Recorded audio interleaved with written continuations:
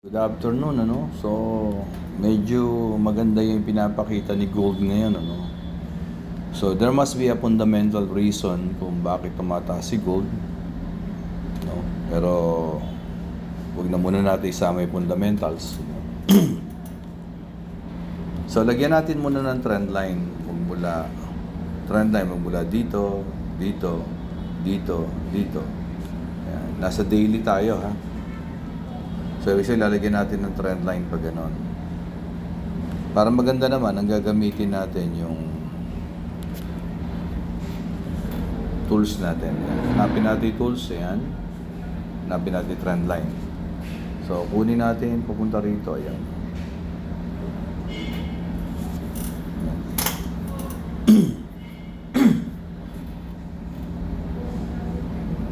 Tapos, lagyan natin ng trend line, horizontal line.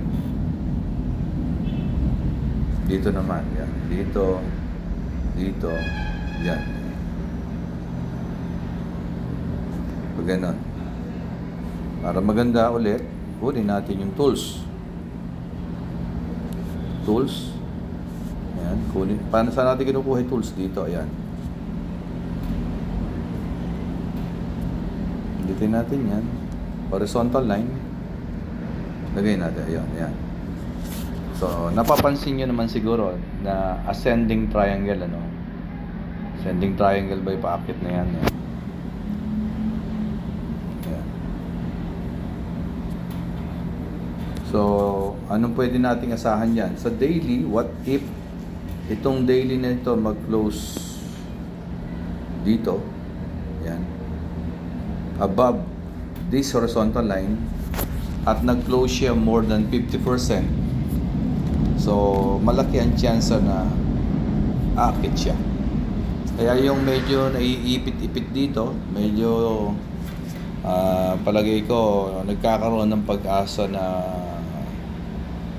not only break even, this is an all-time high, tandaan nyo. Once na na-break yung all-time high na yan, malaking posibilidad na tumaas siya. At pag tumaas siya, tandaan nyo ito. Yan. Kung gaano kalapad yan, malamang ganun din ang iaakyat. Kaya yung may naipit-ipit dito, medyo wag mo kaagad ilalabas. Medyo bantayan mo yung candlestick bago ka lumabas. Yan. Alam kong makakahingay nakaipit dito, pero baka naman may opportunity na kumita ng mas malaki. Anyway, natututuhan nyo na ngayon how to read candlestick. Baba tayo sa 4 hours. Yan. So, ayun pa rin, nakikita natin. Actually, halos nakalabas na siya, di ba? 4 hours. Pag itong candlestick na to, nag-close dito, above, di ibig sabihin dito, maganda na yan. Maganda na yan.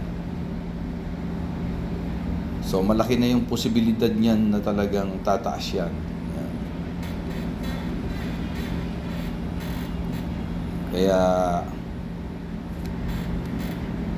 Kaya lang yun nga, every time kasi na makakamit ng resistance, tulad nito, di ba, nagkaroon ng resistance doon. Ang ginawa ko, nag-close na ako para yung profit ko na-secure ko na. Then, babasahin ko na lang ulit yung candlestick, maghihintay ako sa itsura ng candlestick.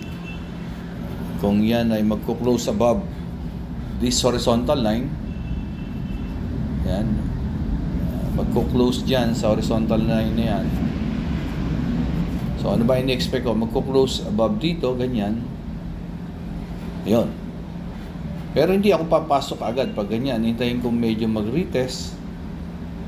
Kasi karaniwan, ganun yung karakteristik ng candlestick o ng market.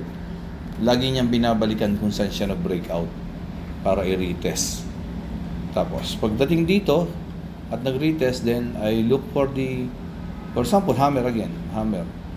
Once na yung hammer na yun, natapos yung body nun, pasok na ako, buy. Kung ganito yung mangyayari, ulitin ko, wait for this formation. Kung ganyan na mangyayari sa formation, iti-take ko na yan as buy. So, kahit hindi nyo nahintayin sabihin na buy, basta nakita nyo yan, yun na yun. Yun na yung mismong So kaya nagiging valid yung hammer dito simply because nasa support siya. Kailangan yung body ng hammer nasa itaas ng support nyo para maging valid siya na hammer